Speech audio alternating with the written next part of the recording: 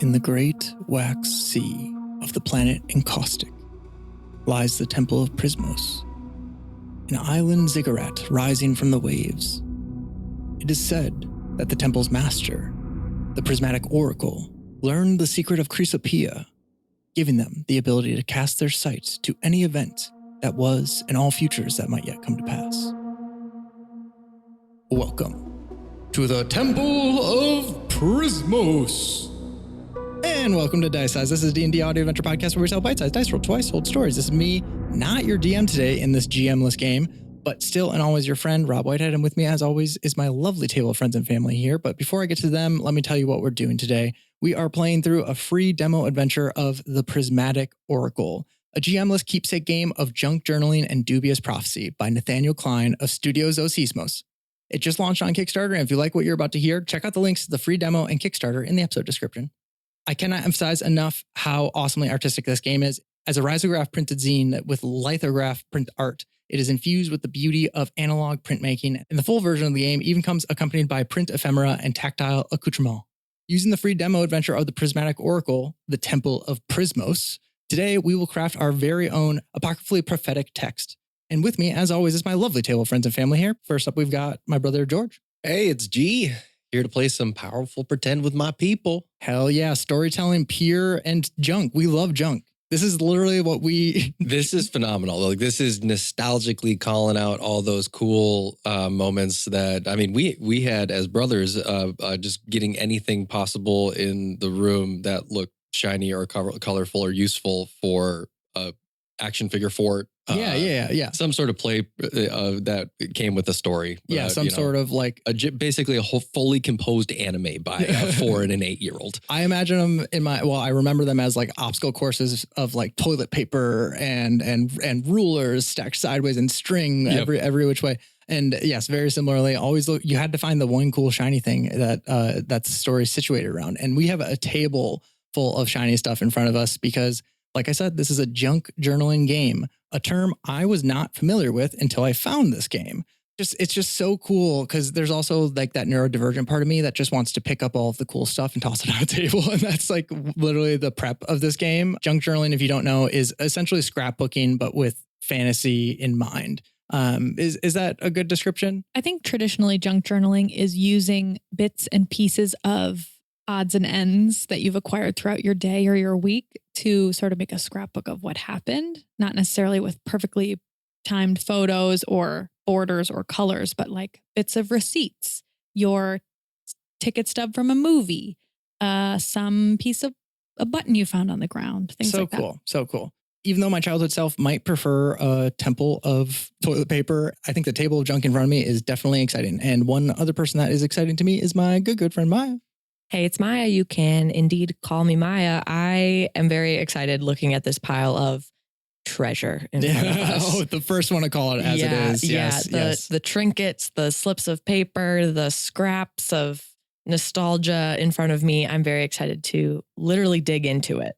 It is just kind of like the front foyer area of an antique shop right now, where like no neurodivergent person can escape without spending at least 15 to 20 minutes. Like, oh, there's a back room to this place? Didn't leave the foyer. Yeah, what are you talking about? This is literally a furniture antique store. Yeah. Right? Look at these stickers I found. I was stumbling over this bag that someone dropped. That felt like a deep cut. Getting caught and lost in the foyer. Are you triggered yet? Yes, that actually fully has happened to me. I've gone to like very cool, like fully awesome vintage places and then just like, walked out with a sticker. But one person who spent the time fully exploring that awesome vintage store is my lovely wife, Savannah. Sav here. Yeah, she's on X Games mode in a vintage store. But yes, you actually so are like that. I got to see everything. I got to see it all. Yeah, you got to see everything, compare, touch, and also maybe not even get it, but just like track it for the next few days and go back later. I got to store it in my brain. Oh yeah. I'm mapping. It will lead to at least 6 hours and an emergency margarita. I have to say, this feels a lot like designing, building, and shaking our own magic 8-ball. Ooh. Oh, cool. Yeah. And I love that for us. I like that. I just like think that. it's fun. Yeah, I completely agree. This is a very good group to do things like that, right? Like we all want to make meaning out of numbers, with even at the very base of it. Oh yeah, I was just romanticizing a scene of somebody who could control everything with their mind, so they didn't the magic 8-ball, and they let them tell them what came next. Ooh. Oh, yes. Do we shake the magic 8-ball or does the world around us shake? We just flip the whole table once we're done with the junk journal. We flip it upside down and just see where shit lands. Well, Imagine. well, we will have some questions that we'll have to ask it and have to figure out answers from it somehow. So, I mean, flipping the table's not off the table. Flipping the table's not off the table, but a lot of different methods that we could try. And for us to get into it, let me just finish reading this awesome intro into the game. You are all pilgrims seeking the temple's prophetic wisdom. Through visions, dreams, or the fragmented text of a prismatic apocrypha, you have glimpsed a shard of the past or future that has ignited a fire within you, a quest for knowledge that inevitably leads you to Prismos. The Temple of Prismos is a storytelling game, a game where the players embody characters and tell stories together through envisioning scenes of their characters. It is also a keepsake game, a story where the players create a physical object through the course of play. Over the course of the game, the players will envision short scenes of their characters discovering textual, visual, and physical artifacts and create an apocryphon, a prophetic text or mythical text through junk journaling.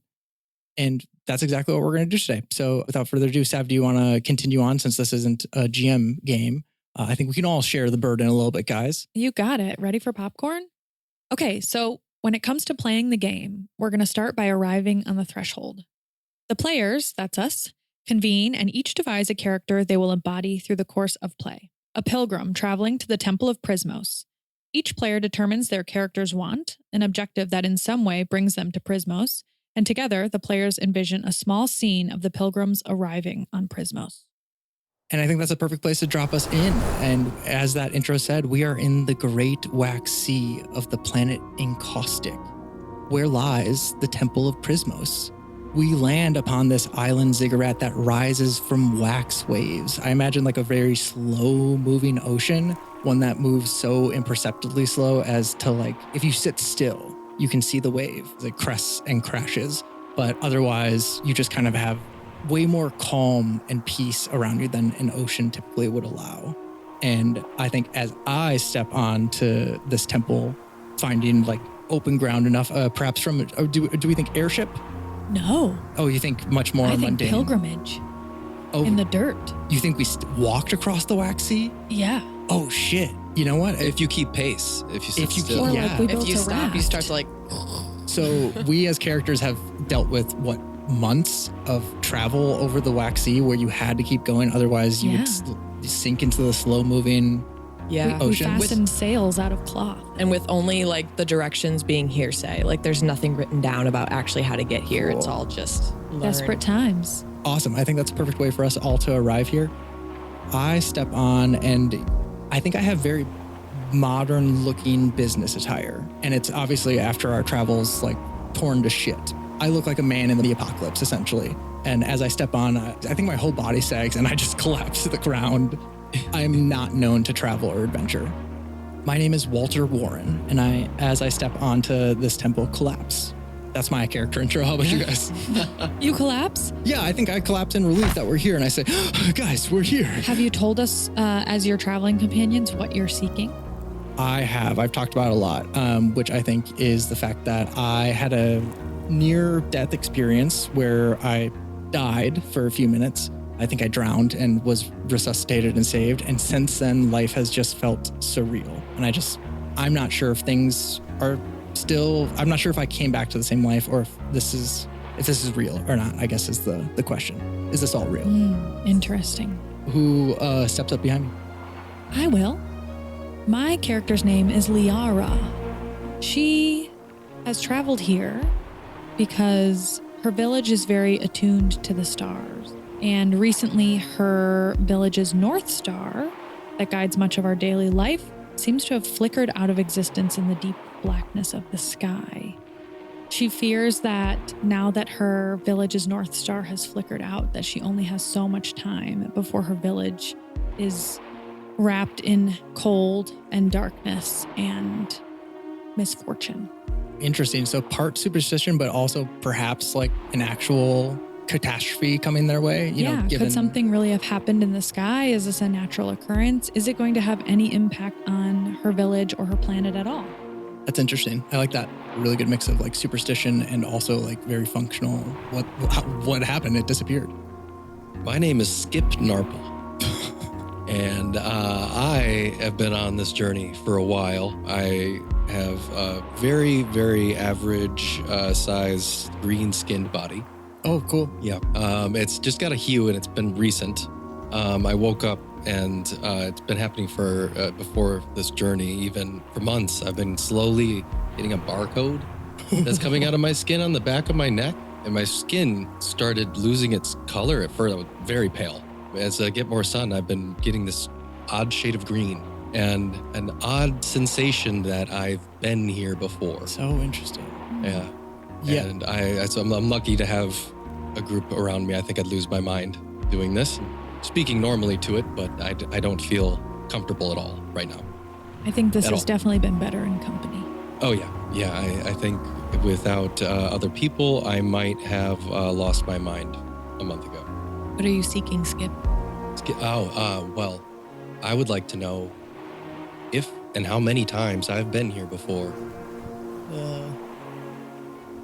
Cool. All right. Very similar. I wonder, do you think Walter and Skip have talked a lot about their, because that's a very like two sides of the same coin, I feel like, is I'm wondering if shit is still real and you're wondering if things are so real that you go, like you've had multiple lives, essentially. Yeah, I think I would be in a constant state of like melancholic conversation with Cool. Walter and anybody else and Liara and whoever else is there.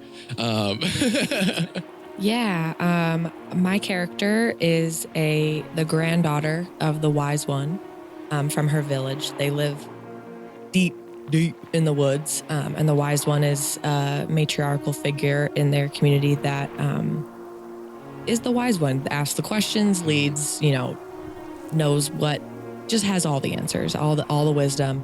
And she has recently fallen into a coma. And generally, the wise one will tell us who the next one is. Generally, it's like familiar and in a line, but sometimes it skips generations. Sometimes it's not as obvious as we think it is. And Philandria is my name, Philly for short. It is my grandmother, and I'm here wondering who's next and maybe if it's me. Interesting. She's wearing like garb made from leaves and vines and bark. And Ooh, it's from your just, village? Yeah. Nice. I think you'd be concerned with how many times it's been you before. No, I think I'm just wondering about the first one. Well, I mean, how do you know this could be the first one? I'm wondering if I have one at all. I'm hoping mine doesn't end. Well, I'm glad we made it. We're talking about our lives, right? Yeah. Oh, I was talking about the day. Okay. Oh, Well, hopefully we're here now and we can find some answers. Anyone have a snack? well, I've got that flavored wax that we've been eating for 6 months. Oh, not the flavored wax. I tried to go fishing, but I almost, we all remember. We don't need to talk about that. We don't need to talk about that. Never again. I thought it was Liara, good. don't bring it up. I liked it. Awkward sensations. Wow, what a great temple. Ooh, I look up at the orange sun, and that's midday. I imagine a sun that stays deeper colors where we are. Ooh, like a blood orange Yeah, sun. like constant twilight across the sky. I'm like, oh, well, should we make camp or should we move? I think the only thing is to continue, my friends, correct? We've come all this way. We must continue on if we are to find the answers to our questions, my friends. So, without further ado, Maya, do you want to read the next section here as all 4 of our characters enter the temple's threshold? Sure, we are now entering the gathering materials phase. On the temple's threshold is a great collection of materials for recording information. Shelves overflow with great sheafs of paper, tools and implements rest ready on work tables, and all manner of materials for crafting, writing, drawing, pasting, binding books, printing images, and any and all forms of creation are categorized and displayed, along with reference texts and repositories of communication and artifice. The players gather any materials they would like to utilize for crafting their apocrypha. The only essential material here is a journal of some kind. In our case, replacing a journal is a large rectangular piece of brown natural colored stock paper. Yes, which I'm very excited to have a little bit more space. And realistically, this game seems like it could take any shape. Like, although a journal might be the most traditional form of it, you know, we're selected amongst artifacts and found text and any number of different things. So You just wanted a bigger temple. bigger temple, more stuff. Yes. We also wanted to make sure that you could see it all at once. So we decided to create something together on the same piece. Yeah. If we can find it under this pile of treasure. Treasure. I think the first thing that Walter Warren finds, he eats because it's like not flavored wax. And then he looks at the next stuff. But we've got a table full of junk here, and anyone notes that anyone wants to make about their characters as we enter this like archive of shelves and prophetic artifacts. We're going to go through a period of collection and then explore the temple with these items in mind and see what questions are put upon us by the temple, and we'll use these items to help find answers to those questions. Liara is approaching this very timidly, sort of the way you might if you were asking someone a question that you weren't sure you wanted to know the answer to. Knowing that you're asking a question that could hurt your feelings or give a sense of finality to your entire life. She's hesitant as she reaches out and looks for items and clues. That's awesome. I almost imagine like afraid to turn over a piece of paper because it might have the answer to her questions, Yeah. even though that's not realistic.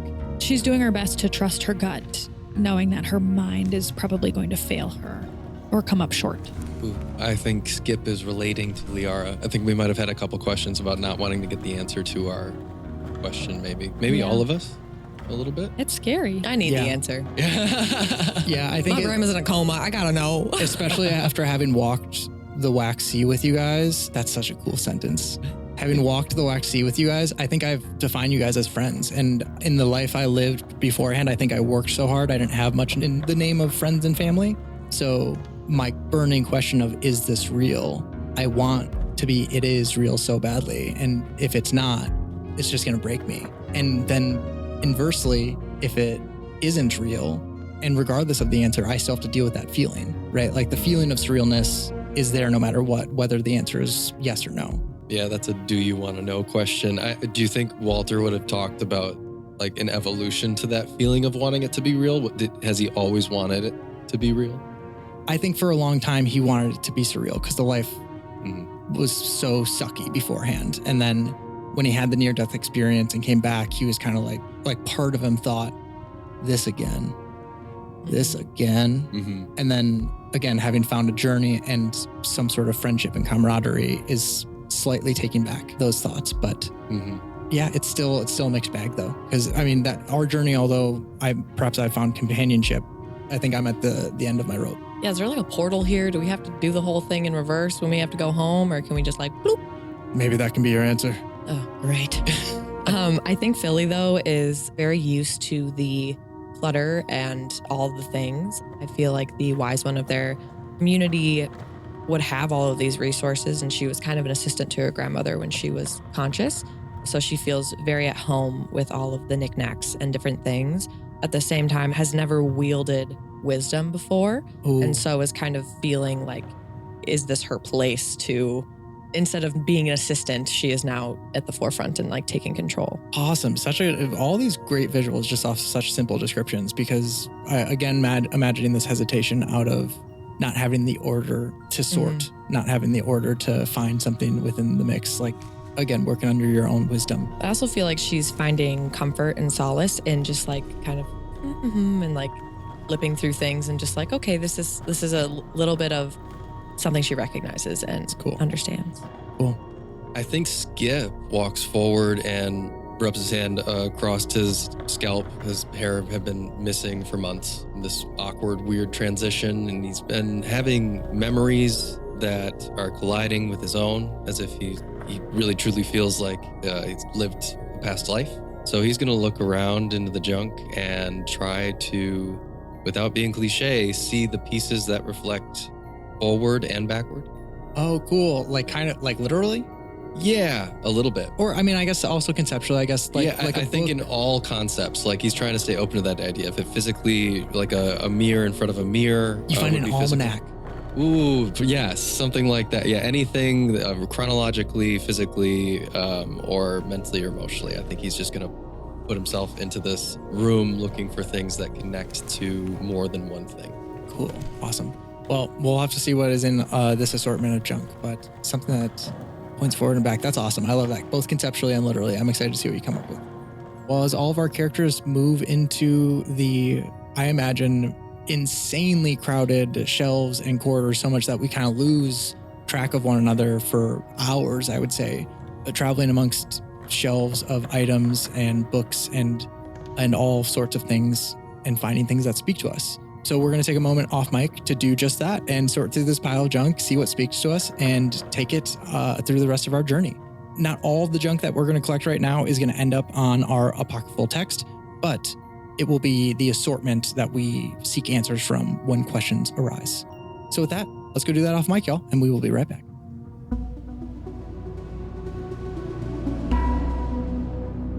That was so much fun. Woo! Crafty. Wow. That was great. We are back, and I think I'm healed. right? Like every time I sit down at this table, I'm just like, wow, just one step closer to something. My inner child is now my outer child. It's kind of like a belly button, but not. Spiritual outie. I did have the thought. Relatedly. Rob, hold on. We have to answer that. Spiritual outie. Yeah, we did. You can't just plow through that. Yeah, Okay? You're telling me you're an extrovert without telling me you're an extrovert. I'm a spiritual outie. But I did have relatedly a thought the other day about my inner child, and that if my inner child was a player at my table, they would have a good time. Oh, yeah. That I know. Yeah, I just know for a fact that my little me would be having fun. You'd also say restart a lot. I didn't do that. Is that a lore callback? Yeah. Smash Brothers on the N64, Rob could reset the game faster than the fastest reset in the West. I would swear. Like, it's like a combination of buttons too. Well, if you restart the game, you can't lose. Anyways, this is not moving on into this game that is not about losing or winning, but rather creating something beautiful and apocalyptic and apocryphal and prophetic together. Let's do that, y'all. Any notes that you guys want to actually just talk about just the gathering of stuff before we dive into the exploration of the temple? Are we going to get a chance to talk about our individual, or is this that chance? I think this is that chance to kind of wholesale describe, because the rest of this game will be exploring the temple and choosing items from this assortment that you've selected as an answer. So you'll be talking more in-depthly about specific items. If you have anything that you want to make sure to highlight now is the time. So kind of just touch on them without describing any specific meaning and let the story bring that out later. Yeah, I think maybe we do it through visual description. Like you saw Walter Warren combing through a number of books. It seems like he found a lot of found text that spoke to him, and you saw him highlighting and cutting and snipping and snapping like amongst a number of things, crafting his own answers out of stuff. But you can tell that he was obviously compelled to do so. It's not like him making answers out of stuff, but I think he did find a number of books with a single page or a single line from a poem that spoke to him about his current situation. Among that, he also came away with a few items, one that looks like something of a stick, a couple of portraits, a photo or two, some chain, and just a number of knickknacks outside of that. But he really leaned into finding meaning through word. Beautiful. Liara was really drawn to imagery and pieces of artifact that reminded her of home. So things like that evoked a sense of community or togetherness, but also just sort of on the nose visuals of the star. I think she had a lot of trouble facing the true question that she seeks answers to here. So she trusted her gut almost like one would at an antique shop, and just sought things that made her feel comfortable or seen. Yeah. So she has a collection of things, I think, that bring her comfort, because that is really what she's seeking through this question, but also through the process of asking this question. That is wise in the way that, like, you're already discovering what you want out of the question, in the way that what you're seeking is all of the answer that says home is safe, home is fine. Journey before destination, yes. you know? Yeah, this is the trick. They sent us to an oracle, but it's therapy along the way. it's like, oh, these things I'm picking up mean something about me. Shoot. Right. Liara is simple that way. Yeah. Cool. I think Philly was going through just thinking a lot about her grandmother and the wise ones that came before, and which she doesn't really necessarily remember, but was kind of being drawn to things that she's heard through her community lore that reminds her of the past wise ones. And yeah, just kind of vibes, you know? Cool. A lot of words, some trinkets. Yeah. That's awesome. So going into it with the idea of like legacy and like where you kind of hold the position in that cycle. Yeah. I love that sensory synesthesia of decision making, just feeling almost energy pull you to different objects. Yeah, a lot of like photo depictions of things, some words here and there, and like just dried plants or different things that remind her of her village. Beautiful. So Girls. cool. Just girls. Girls. Skip starts pretty blankly, feeling pretty overwhelmed from the recent experiences, and he's walking up towards a wall and needs to get up to a higher shelf and grabs the rickety old broken ladder, a small one. Okay. And he notices that he didn't need the thing on the shelf. The ladder was the point. Oh, cool. I love that. That's Yeah. cool. And That's cool. so they continue on in that energy, looking for different things of use to find things along the way. He finds a rope tied around a ring that he uses to turn a light switch on, or a light oil thing spark. Yeah, to get it that's on. so cool. Like, but constantly finding things in the middle of using them as a means to find something else. Yeah, things of that nature. I think a few symbols and pieces of parchment that he used to initially take notes, but it had an image on the back. But then a few things that called specifically some runes and what seemed frozen in time, a preserved butterfly that seemed to have a skeletal imprint on the center. That's about it. So cool. I also found a butterfly along my journey. Why? That's awesome. I do want to point out one thing is that we brought a lot of our own art that we, is just sitting in notebooks on our shelves. I love seeing a table of each of us having selected little bits of like one another's like creative projects and chosen it. No, this isn't junk. This is treasure. Like this is my prophetic sacred text. Say that again. Yeah, I mean, this is not junk. This is treasure. Even though junk journaling it might be, we are having a lot of fun with treating all this stuff as prophetic and powerful as our brains sometimes fully believe them to be. And right now, I fully do, especially given the fact that the one thing I have not mentioned that I found in this collection of junk that I did not put here intentionally is a D12. It's a mini D12. Perfect. That's perfect. If you remember when I got Sav all of those mini dice sets, this came as like an extra D20, like it was a mistake D20 that they just put in a D12 by accident. And so that's what we'll use to explore the temple. And without further ado, Maya, do you want to talk about what we're going to be doing in the exploring the temple section of the game? Sure. The players take turns choosing the next location their characters travel to, either selecting or determining one at random by rolling a D12. Handy. Re-rolling if the location has already been explored. Each location contains fantastical, mystical phenomena and poses questions to the players. These questions are prompts for gathering artifacts, and each player chooses a found text, image, or physical object as an answer to the prompts. These found text, images, and objects can come from anywhere: a book, a magazine, a random object on your desk, but please do not use AI to find your artifacts. You will simply be cheating yourself if you do. Wah-wah! In bold. Yeah, seriously. Human made, please. Once each player has gathered an artifact, the player envisions a small scene of their characters discovering their artifacts, recording elements of the scene in their journal however they see fit. So do we already kind of do that? Kind of like that was Yeah, both we did what that already. That's both what we've done and what we're about to do. Yeah, we did definitely do the discovering the artifacts a little bit, but we'll also talk about how those artifacts speak to us as we explore In the each temple. We'll see how they live. Like we've definitely collected them, but we'll see how they respond to the rest of our journey. All right, you want to roll that D12? Hell yeah. Does anyone as a character want to take on the decision to go to this room to make it a little bit more impactful as we go to each room? I think it might depend on what room. Okay, cool. So we'll see. That's awesome. I love that. Let's keep it open. That is an 8. Drowned chamber. Ooh, Walter. Ooh, Oh, that is. shit. Fuck, yes. I think it might be Do you want to read the you. description? So are we sure we want to go to that one? We're sure. We're 100% sure we want to go to the one that Seems like it may hold the answers you seek. I hesitate to think about the death that. Okay. Anyways, let's the just drip read. is almost calling your name. If you listen, you just Walter. Walter. Kind of fucking me up that I hear that. Okay. Drowned chamber, a staircase of old, rough wood descends into indigo waters, lit by the luminescence of small green things creeping, unseen, above. Shapes emerge from the half-light, tree trunks, billboards, the hulls of vessels made across sea and air and the great empty oceans between the stars. Wow. I feel like this is speaking to several of us, actually, Yeah. upon further investigation. Yeah. So 2 questions present themselves to us as we enter this chamber. Living things teem around your feet.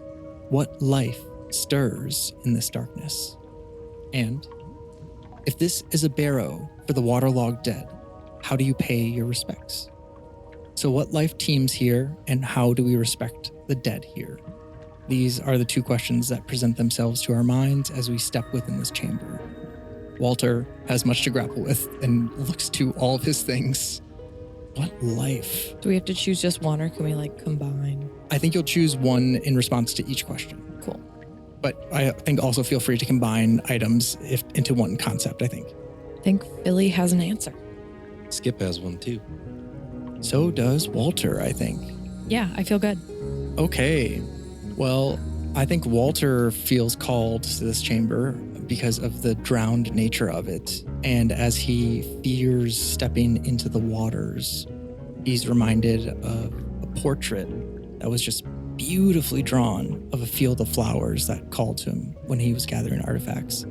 And it calls to him now as he pulls it up from his pocket.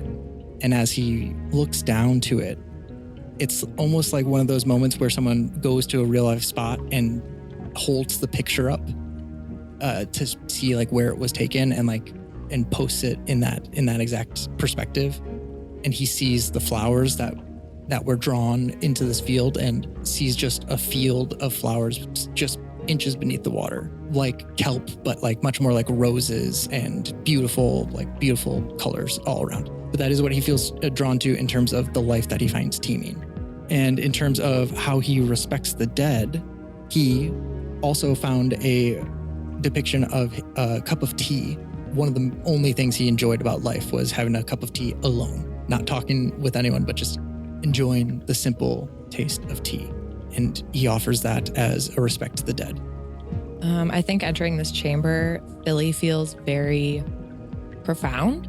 One of the ways that her community back home sends off the dead is that they are burned and then their ashes are gathered and put into conch shells, which then are taken to the ocean and given back to the waves. So she kind of answers this question in one way, I guess, with that kind of in mind, what life stirs in this darkness. It is her ancestors. It is her people that have been given back to the waves. And to respect them, she had found a print in an almanac of a bunch of seashells, and attached to it is just a strip of paper that says memories. Cool. That's awesome. She kind of she gives back.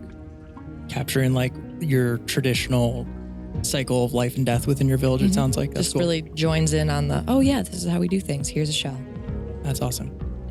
Relatedly, Liara found one artifact that sort of answers both of these questions. It's a fossil of bones of an unknown origin, but within the fossil, there's an imprint of a smaller creature, almost implying that upon the death of the larger animal, something smaller came to feed or benefit from the decomposition and the decay. And I think recognizing this as ancient life and important life, she's able to honor the fact that everything that dies goes on to feed something greater. So that's how she's honoring both the artifact and the moment, and considering her village at the same time, out of a fear that it may too be destroyed. But it might feed something new. That's It's awesome. true. Yeah. And as we're in this room of destroyed civilizations, essentially, or at least evidence of, that's awesome. I think Skip is kind of reverently walking in as the empathy hits them with the depth of the water and the emptiness potential of water, and also where we all can drown in some way. in our lives. And I think there's a coin that had two sides of it with a skull and wings on the other side. And then a little piece of parchment with a circle with a young man in the middle holding himself. And I think in the idea of two sides of the coin of life and death, and we're all kind of born into water. I feel like we're grown in water and we're born from water. And I think in both the womb and the graveyard, I'm going to hold that space of continuity and continuum and flip the coin into the water and float the parchment on the top. Sounds like a couple of answers of life and death. Playing with the existential, I think, of respect in this space, as I've been making a lot of worry about me and where I come from. Awesome. Walter, as happy as he is about those flowers, is excited to leave this chamber whenever you guys are. Yeah. Respects have been paid. We Cool. can leave. Is this wax water or regular water? Ooh, that is actually not up to me, and it does actually say indigo water, so just true blue water. Sounds a little fresher. Yeah. I push Walter in. Just kidding. You were starting to stink. Don't push a drama into the pool. Anyways, on to our next chamber. That's a 10. Abyss of lost things. Ooh, another tide-based one. Anyone feel drawn to this one? 10. The abyss of lost things. As if a great tide had washed away and never returned, a blasted field is strewn with the jetsam of 1,000 years. Details are weathered, name, labels, and monograms blasted away, everything twinkling with patina and the remembered weight of long lost times. These are all from distant lands, but some trinket resonates. Where do you know it from? How has such a collection come to rest here? From where were they plucked? Ooh, I fun. like this. Well, this definitely opens up the opportunity of having found some sort of artifacts here as well, so that's Yeah. cool. I think I can be drawn this way. It's a big field. It's just an open room. Yeah, sounds like it. Yeah, a blasted field strewn with the jetsam of 1,000 years, Ooh, as if a great tide had washed away and never returned. Yeah, I think the surreal nature of walking into a room and it being so cavernous, I don't see the sky and it's lit as if there is one. And I see a small crystal, I think, a stone. Edges kind of eroded with time, lots of texture from hardship that this object had experienced, and refracts in the light in a way to compound inwardly with all its colors and shine. And it just reminds me of the inability to interpret some dimensional directions of self and how inward we can go and how much we can explore without even moving. Cool. Awesome. Finding so much introspection within the refraction of light amongst the facets of the crystal seems like a perfect choice. Liara finds a pair of binoculars sticking out of the dirt and pulls them up and feels reminded that, much like in her village, where routine and the pace of every day is sort of driven by something other, something far away, there are other civilizations and villages and people from long ago who have also done the same. And so perhaps they have faced similar challenges and concerns about the fate of their own communities, looking through their binoculars. That's awesome. I think Philly, she walks in and is instantly drawn to this, what looks like a stick on the ground, and she pulls it out, and the top has this beautiful emerald green gem, and it has a soft glow, and she kind of catches her breath because this isn't supposed to be here. This is her grandmother's staff. That's passed down to the next wise one. So she, I think in this moment is like, what does this mean? If it's here, is she still alive? You know, what is the fate of it all? So lots of questions with this one. But she takes it with reverence and holds on to it with the dearest hand. That's awesome. So to be clear, what I'm about to read, I wrote several years ago, before I ever played D&D, before we ever thought about a podcast, before anything. It's just one of my random cryptic scrawls that I thought might turn to a story one day. Walter finds a message in a bottle. As he unfurls it and reads it, he is confused. Dear friend, forgive me for the use of such informality. Think nothing of the length of our knowing one another. It is only a matter of time. Yours to be. W. And then beneath that, did I write this? ? -W. Whoa. Damn. Nice. What? Yeah, weird, right? But yeah, so I think that speaks to him of how these items got here, which is there's something about a message in a bottle that feels like a lost cause. Do you guys see a connection besides amongst your pieces that I'm pointing towards? Because I feel like this field of items came together from a sense of loss. Yeah. It almost feels like from where they were pulled, but also from when they were pulled. Yeah, like when were they lost? Because this letter, did I write this? Right. Did I write this now, or did I write this in 10 years once I've gotten to a better state of being, a better stable mentality in life? I think the crystal, as I play with it more in the light, I start to see in each facet a different kind of scene playing out. I can't tell if I'm projecting on the light or it's truly showing me something, but That's awesome. And you're like actually seeing like a lengthened body. It looks like different scenes in each different facet. Yeah, That's so it's cool. really giving like cinematic tesseract energy of displaying different, what seemingly feels like versions of myself at different times. It feels familiar to me and I don't know why. Awesome. Well, I think we spent enough time here before we lose our minds. How about we continue on to our next chamber and see what calls to us? Let us keep moving. That is a 9. Shimmering Tower. Ooh, on to the Shimmering Tower. Does Liara or Philly feel called to the Shimmering Tower? Yeah, I'd say so. The Shimmering Tower. From a plain balcony, an invisible promontory shimmers into being, a staircase beckoning you to ascend to its highest reaches.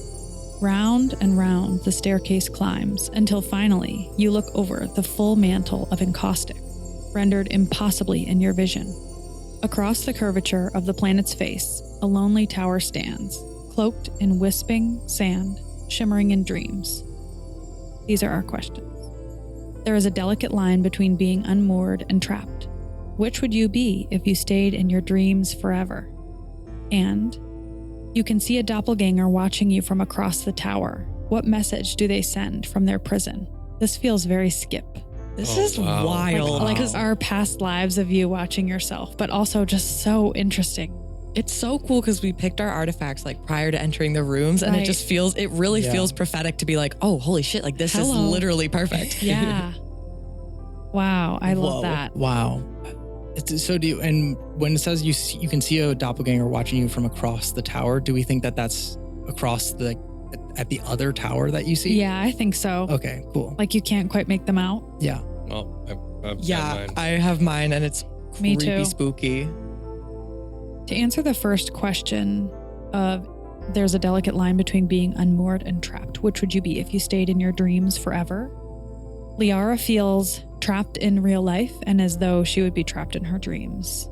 Her stress is so high that she doesn't feel there's any life in dreams, in death, or otherwise that is free of horrors and free of that sense of trapped. She has this folded piece of parchment that sort of creates this pyramid shape that almost looks like a prison of sorts, a mental prison of sorts that she uses to respond to that first question. Closing in on all sides. Yeah. And to the second question of the doppelganger watching from across the other tower and the message that they send from their prison. She's not sure who this doppelganger is, but I think looking out from one tower at what feels like the reflection of another, she's again reminded that her village is not the only one that's ever been afraid or faced challenges. And while it is unnerving to see someone in a prison across the way, she is also somehow brought more comfort knowing that she's not the only one suffering. I'm loving Liara's journey of empathy, having been obsessed with her problems and continuing to find the answers to consider and contemplate others. The artifact that sort of summarizes the second question's response about the doppelganger fits perfectly inside the physical pyramid of the first. So she's going to combine them. Wow. So now the walls are literally closing in upon the artifact. That's amazing. I have one that, again, is something that I wrote years ago, but I think works really well in response to this. Honestly, in response to both questions, in a way, you guys can help me out with this. So there's a delicate line between being unmoored and trapped. Which would you be if you stayed in your dreams forever? And as well as you can see a doppelganger watching you from across the tower. What message do they send from their prison? I think this message comes from the doppelganger, but it's also one that I've found in text earlier in our travels. Time lost, unfounded in theory, distrusting, in action I scream. I have lost my time. It goes without saying that I am the one who is lost, and my time must be waiting for me. And I find myself in a question of whether I'm actually truly experiencing time or whether this time is of my own creation and my own madness. And I think I continue to find that the answer is it does not matter. To interact with the dream, if all is dream, then why not? Beautiful. Awesome. That is so cool. Artifact that speaks to me. Ooh, actually, just one more. As I moved that piece of paper, another one, and this is just an old George doodle, but it's a floating city with a single man standing at its top. And I think that's just perfect for the doppelganger. Oh, yeah.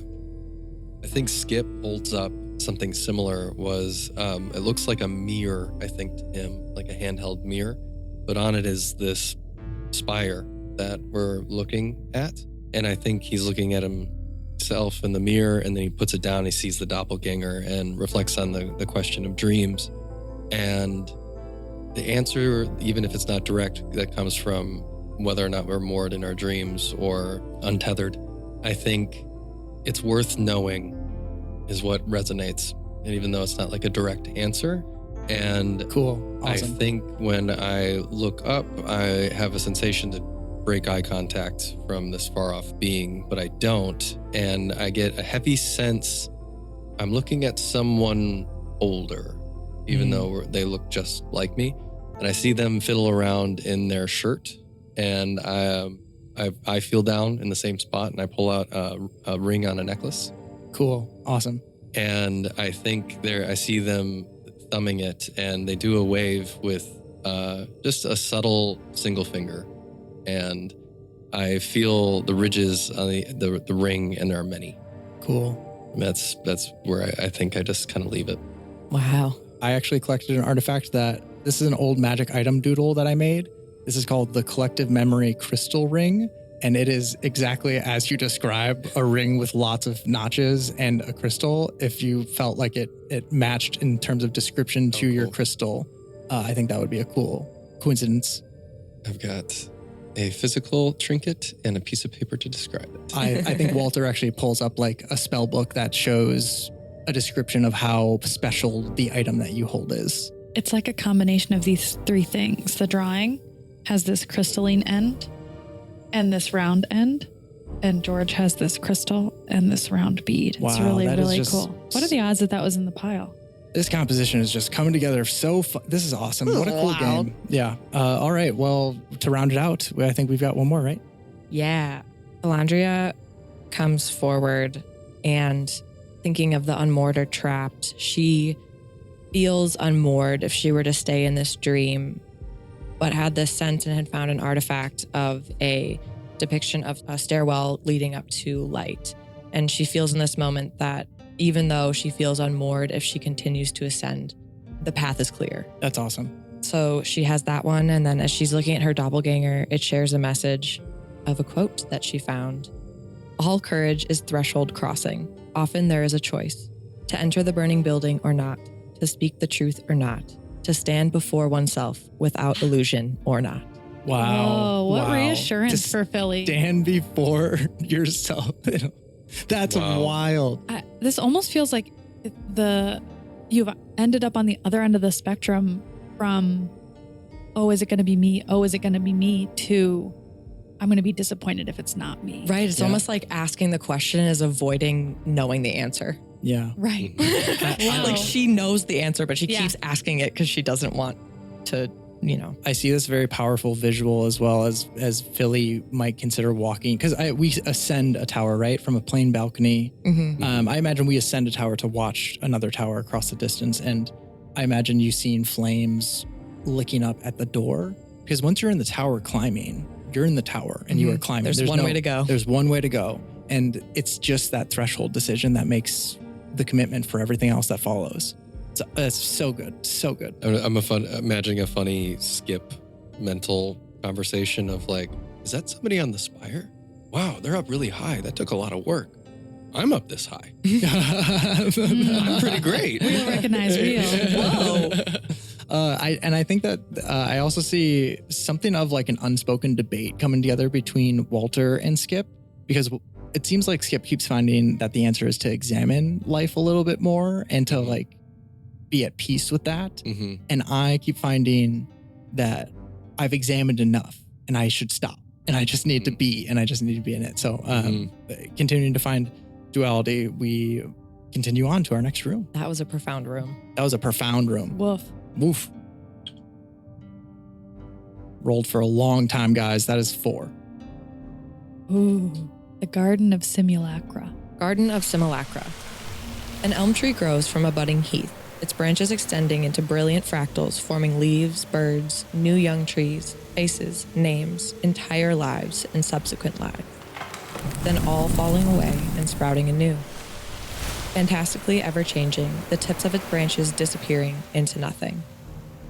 The questions are, amidst the ever-change, what lies constant? If you ask, what do you receive? Oof. Wild. Such a cool room. Okay, so... Just leaves growing up, dying, growing up. Oh, that's so cool.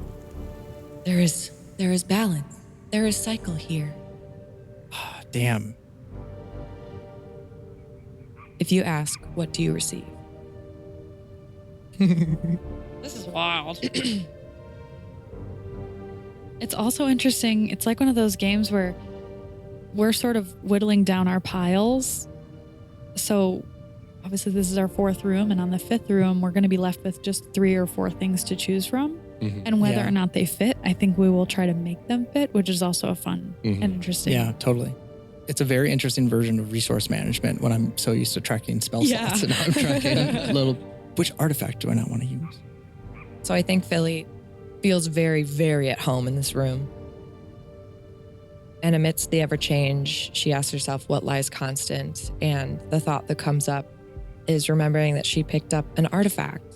It looks like a traveler, and it said changing hands on the top. And amidst the ever-change, what lies constant in her life and her community is that wisdom changes hands. And it's always being passed along and recreated and passed along. So good. That's Yeah, so what good. are the odds? And if you ask, what do you receive? I think it's answered in the same thing of just if you ask for wisdom, you will receive an answer. Mm-hmm. And that is the role as the wise one in the community. It's really cool. That's awesome. I think Skip walks up and notices runes in the bark that just maybe their eyes are playing tricks on them, but I see runes in the bark that look like life written out in almost like a language I don't understand, but for some reason I do. And the thing that seems odd is when I ask, how many times have I been here? The tree gives me an apple. Oh, cool. I imagine it like almost drawn out of existence because it's constantly like turning into fractals and shapes and runes. Like just the printing of that item upon the world just must be something special. I think there's something odd about the apple. For one, when I can hold it in my hands, but if I try to eat it, it passes through it. I can both hold it and not hold it at the same time. It seems weird.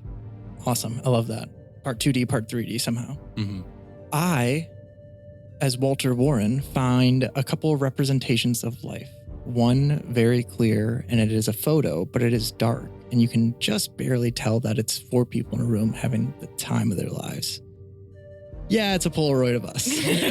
Oh. But more so to Walter, it is a moment in time captured. The photo is terrible. The front guy is all washed out. He looks like he needs a haircut and a shower, and everyone else is just barely discernible. But it was captured, and it was worth capturing. And that speaks to him, but so does a painting that he found of a bunch of different scenes of life, but blurred. And so truly unable to discern, like could be anyone. I mean, it's literally depicting blobbed shapes. And on top of that, as he had found that, a number of books spilled over and pages tore out and ripped and words got stuck to the painting. Among them, avoiding reality, do not wait, perfect moment. All of these things speaking to the fact that life continues, whether in specific clarity or just a warm sense of life that it is, and that it is in many shapes and forms. I think you can find comfort in both that specificity as well as the miasma that is humanity. Wow. When Liara considers the ever-change and what lies constant, she's drawn to an artifact that she gathered, which is a map. And the map is labeled Nebula of Broken Stars. And it reminds her that in a nebula, should a star flicker out or a meteor pass through, it doesn't disrupt the sanctity of the nebula. It's still a nebula. Interesting. So it's causing her to zoom out and consider the bigger picture of things ending in her life does not mean that she does not still have constants to rely on. That's a good one. Mhm. So that map really helps her there. And if she were to ask, what does she receive? She's called to an artifact that depicts a star streaking through the sky. It reminds her visually of her North Star, her big star that has flickered out. And over that star, the imagery, there are symbols that convey the word trust. So she isn't sure what she receives should she ask a question, but I think she's feeling called to trust that it's not her job to know. That's good. She has to trust the star instead of questioning the star.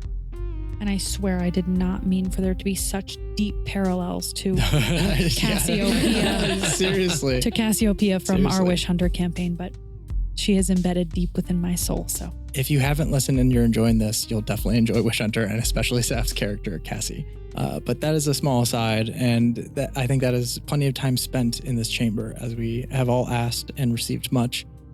I think we all walk out of this room a little bit wiser and onto the last chamber of our temple exploration before we reach the center of it.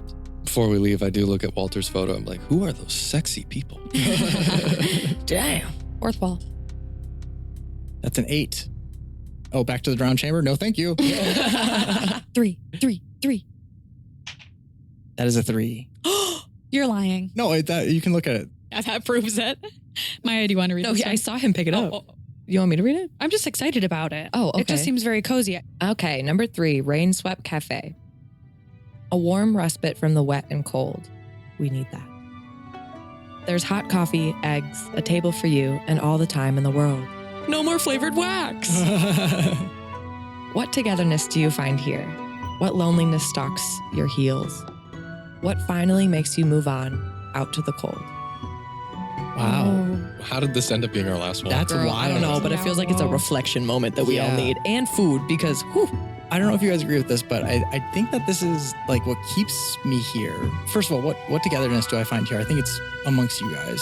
And what loneliness stalks me, I think, is everything that was before I took on this wisdom of this exploration. Like, I feel like I've kind of discovered my answer already, and I'm holding it within myself before like acting upon it. And I can sense that energy within you guys too. And I think this moment for Walter is truly camaraderie, solely focused on these people that are also on a journey with him. And yeah, the only thing that would make me leave is the fact that I feel sated, that through my simple presence and time spent, because I don't know if Walter would be the man to actually share it with words, but he would hope that you all felt what he felt, that you all knew what he knew, that you are his best friends. what artifact do you add to your journal? As we sip our tea and eat our eggs. I add this little post-it of an NPC note that I made about a session a long time ago that to Walter is just a very important piece of paper that says, missing, ! Not dead. And he recalls the wife and the family that he had left behind since finding out that life might not be real. All of the things that he needs to return to. He's not dead. He was never dead. Perhaps for a moment, but most importantly, he is missing. Wow. Super cool. That's crazy. Skip is sitting pretty placatedly, sipping on some coffee, looking at all the memorabilia on the walls, and sees a little plaque with a poem. This was written by Rob. Again, years ago. The curtain calls, though I make my best here as we speak. How am I to leave once the curtain calls? Then I remember there is no leaving this stage. There is only the fall of the curtain. The end, the beginning, both. Which I think is suiting to the theme. And right next to it is the bar's 45th anniversary. This is so Rainforest Cafe. And Sorry. Rainswept Cafe. I was like, wait a second. I looked down at my coffee and up out of the window, and everything kind of clicks for a moment. And even though I'm given no sign, I think it's meditating on the camaraderie with my friends also pursuing an answer for something. And I think of the lines on my neck and the ridges on the ring and the facets of the gem and the small subtle signs throughout this oracle experience. And I think maybe that's not a barcode. Maybe it's a tally mark. Oh. And I think that he thinks of some of the images and he's like, those were both me and not all me. And looks up at the sky and the sigil that he imagined, and for a moment realizes they are part of something much bigger, and that there might be many more selves out there even now to keep them company. Wow. Ooh. Okay. That's cool. So not necessarily reincarnation, but still something to come to terms with. Yeah, like floating in that realm of, is it a different civilization? Is it a clone? Is it reincarnation? But he just is settled with the answer that he started with. How many times have I been here before? I feel like he's on his 45th turn. Oh, wow. Cool. And so just the energy of meeting maybe my doppelganger was the first. And that the crystal itself was just a photo album left behind. And the ring is mine and has been mine. And I put a notch in it every time I find it. Awesome. Wow. I imagine you putting that notch in it now. That's, oh gosh. Wow. That's awesome. And again, so counter to Walter's journey of realizing that his life was mundane and magical for that very reason. Yep. And you realizing the exact inverse, that having always expected it to be mundane, it has been magical. Yeah, I think I am leaning towards the extraterrestrial vibes because I started to turn green, and I'm imagining this cafe is for some reason in Roswell, and we're like in a really, diner in the desert energy. But maybe if we look out, we'll see like a saucer. We did find some sort of, falling spacecraft within the drowned chamber. So it seems like it's out there. I can go. Okay. Yay! To answer the question of what togetherness do we find here, Liara pulls out a piece of dyed fabric that was dyed to have bursts of different colors. When she pocketed it initially, it reminded her of a cluster of stars. I'm sensing a theme here. I pulled all my artifacts and they're too on theme. I can't escape. A cluster of stars or just beings. And again, she's reminded of the fact that without these people that she's with, without her sense of community and camaraderie, she probably would not have made it this far to find answers. She would have been left to her own devices in a village that was similarly ill-equipped to find answers for themselves. So even if she returns empty-handed, she is proud to have collected her own starbursts of friendship along the way.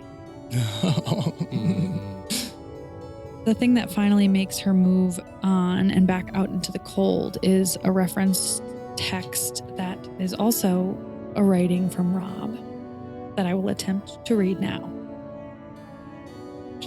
Jeez, I didn't. Oh no.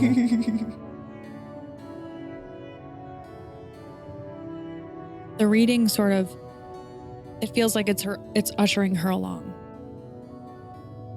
Dew upon the blade, a frosted forest glade, smoke within fog, fog within smoke, hiding blood, marrow, all. Fresh coals stoked, brushed with chill. The bones are cold, buried within the hill. The little girl waits there still, like dew upon smoke. She waits in that house on the hill.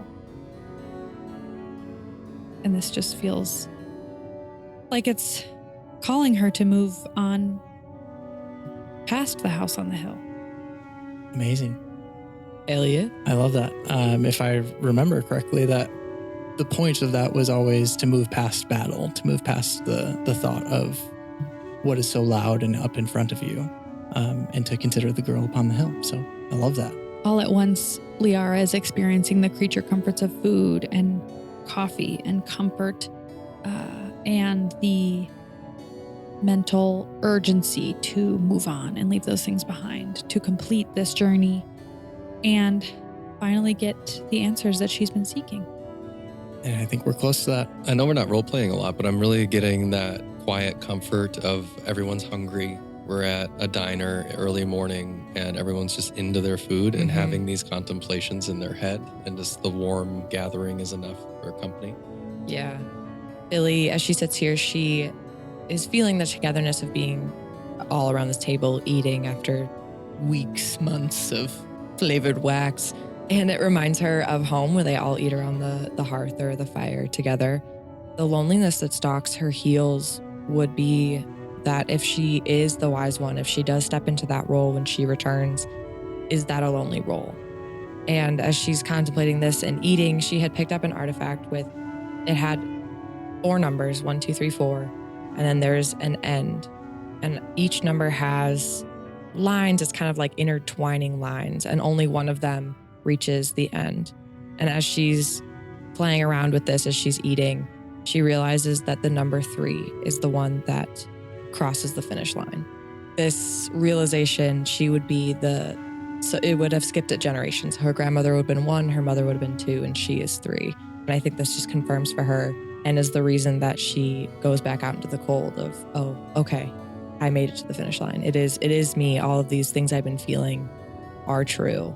And it's time for me to take my place. It's awesome. Finding any sort of puzzle and the answer leads you to the answer that you were seeking. Wow. Look at this. Is that like a diner puzzle?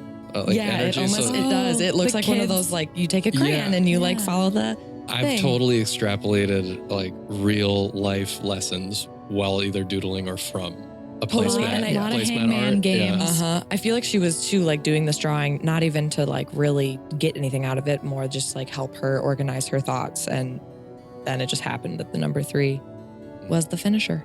That's awesome. Well, before we are whisked off to our crystal chambers, I think one last thing that I do as Walter Warren, this might be where we assemble our Apocrypha in like draft form before we reach the crystalline chambers. And I feel drawn as, I imagine like in the corner of the cafe, there's just like a very stereotypical magazine rack.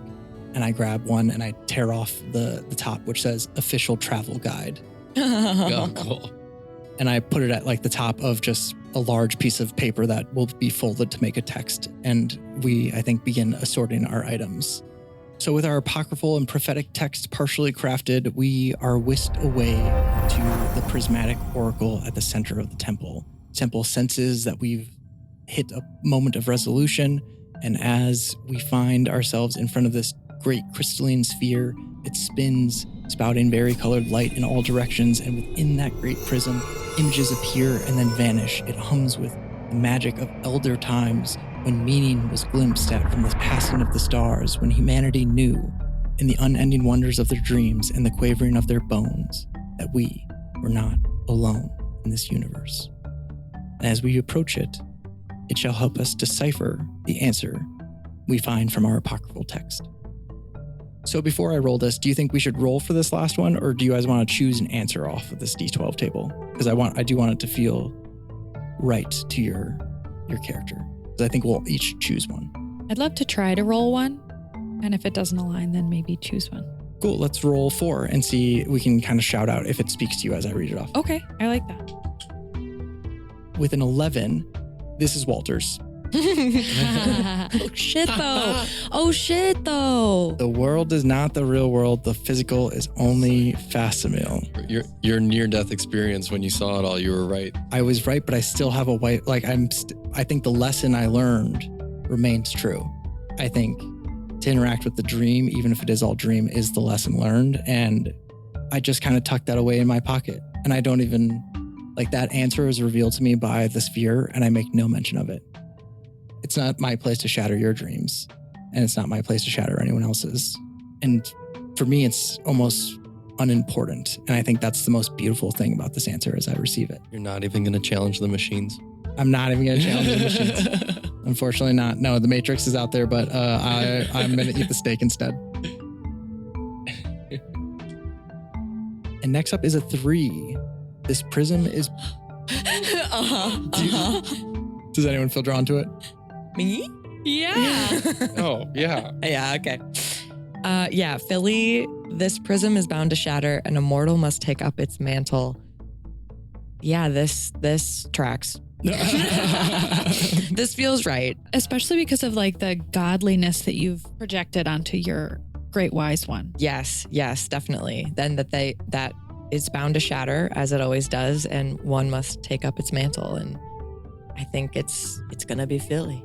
And I think there's something to be said about this temple and how empty it's felt for all of us, and how it could be filled with, like, it's just because Philly comes to serve as the wise one here doesn't mean Philly can't still lead as the wise one in the faculties that she wanted to. It almost makes her wonder if, like, you know, the staff that she found, and that if this is a journey that every wise one takes. Oh, cool. And that she didn't know. That's awesome. That she was doing, like, that it's not like something talked about, but that, like, maybe her grandmother, left the staff, and now she's here to pick it up and take it home. This was her final challenge for you. Yeah. To not know. Yeah. And the journey was always just like, you have to find the answer. And to not know, to then go home and know everything. That's awesome. That's so when they said cool. you were replacing grandma, they didn't really fully inform you that grandma had a bigger job with the government than. Yeah. It's like, oh man. Okay, cool. You thought she was like local government. She was more like international You've been government. promoted. National security. Amazing. All right. Let's see who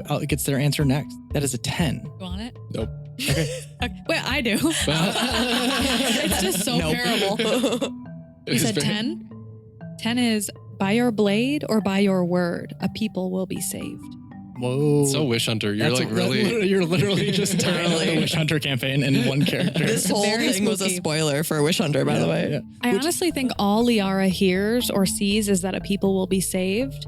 And she's in for a rude awakening when she realizes that the first part of the prophecy is telling her that she is going to have to fight for her people, whether that be physically or through her word. Yeah, through leadership or through martial combat. She thought her journey here was hard. Her journey back is going to be infinitely more difficult. Oof. But she now has these 5 words to hold on to. A people will be saved. And so therefore she has been bolstered with the will to make it happen by blade, by word, by both. That's amazing. I can imagine that the one question going through Liara's head a lot is, will this be worth it? And to know that it will be, it makes the hard work all the easier, I think. That's Right. awesome. Last one here. That is a 6. Yep. All right, Skip, take it away. This is so perfect. That's wild. So you said you were an alien? Yeah, I think I look at the oracle, have an inclination to softly turn around and walk outside, and a beam of light comes down. Yeah. Bye, Skip. Yeah. Do you want to beam read me up, Skippy? Do you want to read 6 in full before we? Sure. 6. A pillar of light descends from the sky. The treasure trove of the ancients unfolds, with such wonders as we cannot comprehend or bear. Truly just light from the sky in an incomprehensible way that speaks to life beyond. It's giving, that's the one question you're not supposed to ask. Yeah. I do think it's a clear ship, and we all look up, and there's hundreds of thousands of beings on the ship. And I look up and I see all of me. But if any of you were all to look up, you'd see all of you. And I get beamed up, lifted, and lofted into the light. Oh, he doesn't have to walk back? No. Can we get a ride? I do leave my prism behind with a selfie on it for you guys. Whoa. Okay, so what do you interpret as your answer? What do you feel like you've discovered? I think truly in the ache of loneliness, we are never alone. I think just being able to feel lonely gives us the ability to connect. And if you're lonely, there's so many out there that are. So it's a very slight togetherness in that, but I think it's important enough to keep questioning whether or not the next day is coming and building for a better future. Well said. That's very well said. I imagine as all of your selves are gathered, like there's just like a slight frown, but then like a big smile afterward. Like all these moments of shared empathy, just recognizing that to ache, like you said, is both the point and also the pain of life. Yeah, I think even at my own party, there's a few of me that are just in the corner ignoring everybody. But they're ignoring everybody together. Yeah, exactly. Oh. Wow. I don't actually get beamed up, but just a light hits me and I get another line on my barcode. I have to go back into the diner. Oh shit, he's relooping. Oh no. Oh gosh. So is it like by the time that this iteration starts to question if it's been here before, it gets reabsorbed and restarted? Right. They're like, Yeah. and you're done. You're asking too many questions. Girl boss and too close to the sun. It's spiritual gardening for our bigger creatures. That's a cool way. I mean, that's a cool way to do life. Cool. To be met by a bunch of yous. Yeah, I mean, I think every time I come back, it's like I'm rejuvenated just having that. Even though I don't remember, there's enough of the question answered in my body that I just kind of forget to ask, and then it slowly builds back up. Yeah, Awesome. So cool. I find myself in that diner in the desert. Wow. Just what a group. What an incredible game. Yes, seriously. Do you guys have any final notes before we close our story here? Because I think I feel thoroughly answered. I think Walter Warren goes on to rejoin his family, whether they're fake or not, and whether this whole existence is fake. But he continues to live that life and love it. Yeah, I think Philly goes home to fill her rightful place as the wise one. But before leaving, we'll stop back at the cafe and gather some food for the way home because she can't stand the thought of eating more flavored wax. Do you think you ultimately relocate given the fact that this orb shatters, or does your village become like the new Temple of Prismos?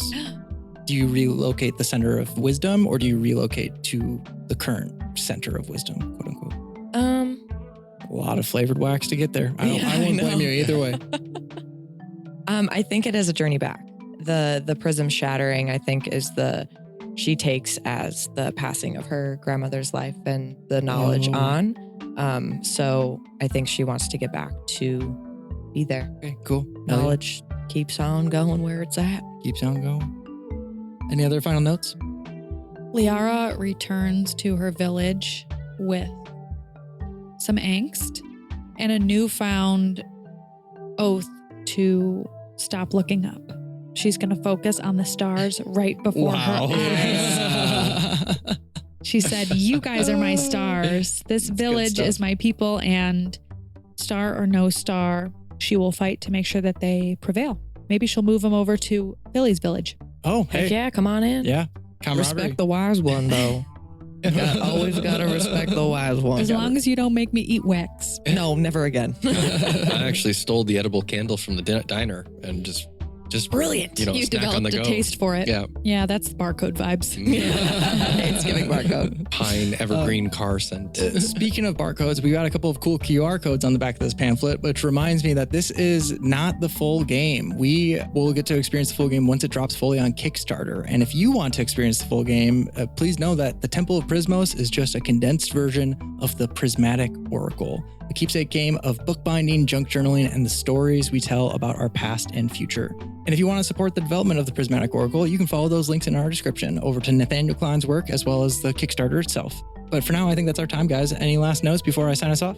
I want to thank Nathaniel for introducing this game to us. We ran into him at the Big Game Market in Madison. Yes. And it was a pleasure. What a privilege to be trusted with a playthrough of this on the pod. Yeah, so fun. It was so cool to be drawn to his booth by the art and not the art. Like, I'm an RPG person so strongly that most of the time when I go to markets, I kind of have to like force myself to explore more stuff. It was really cool to be drawn by like the awesome prints that he does, and then even further pulled in by the awesome game and the mechanics. So what a fun time. You picked up other RPGs that he's created too. Oh, Will you yes. be playing those at some point? Yes, shout out to Retrograde. I did pick up that system as well, and I'm excited to figure out that system a little bit. Nathaniel, if you're listening to this, thank you for the great work that you do. And if you're not Nathaniel, go support him because he's a great guy and A real human. who does great work. So don't ask chat, ask Nathaniel.